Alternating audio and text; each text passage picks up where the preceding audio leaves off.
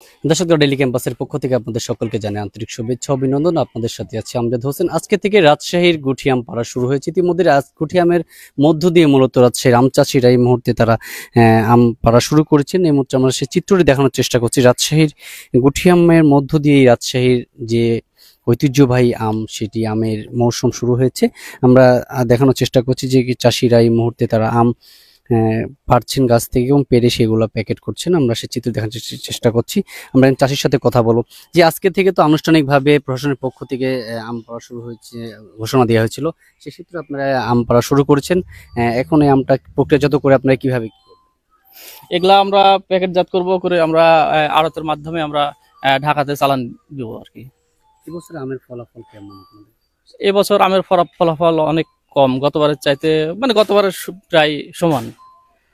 আচ্ছা, আর খুব একটা ভালো ফলন নাই। বাজারের দাম কেমন? বাজারের দাম আছে মিডিয়াম, অত বেশিও না অত কমও না, আছে একরকম। প্রশাসনের পক্ষ থেকে আপনাদের কি বলা হয়েছে? প্রশাসনের পক্ষ থেকে আজকের তারিখ থেকে গুটি আম পাড়ার কথা আছে 15 তারিখ থেকে। 20 তারিখের পর থেকে 20 তারিখ থেকে আপনার হচ্ছে গোপালভোগ পাড়া শুরু হবে।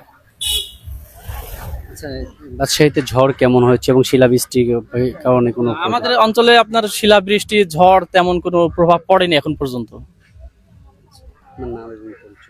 আমার নাম মোহাম্মদ সানাউল্লাহ, আম ব্যবসায়ী। আমি আম বাগান করে আমি বানেশ্বর সহ আমি দেশের বিভিন্ন জেলায় আমি আম সরবরাহ করি।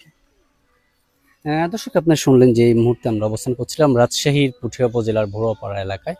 এখানে কাজীরপাড়া এলাকায় এখানে আপনি দেখতে পাচ্ছেন যে চাষিরা তারা ইতিমধ্যে রাজশাহীর আম যে ঐতিহ্যবাহী আম, সেই আমটা আনুষ্ঠানিকভাবে প্রশাসনের ঘোষণা দেওয়া ছিল যে 15 তারিখ থেকে গুটি আম পাড়ার মধ্য দিয়ে রাজশাহীর যে ঐতিহ্যবাহী আম পাড়া শুরু হবে।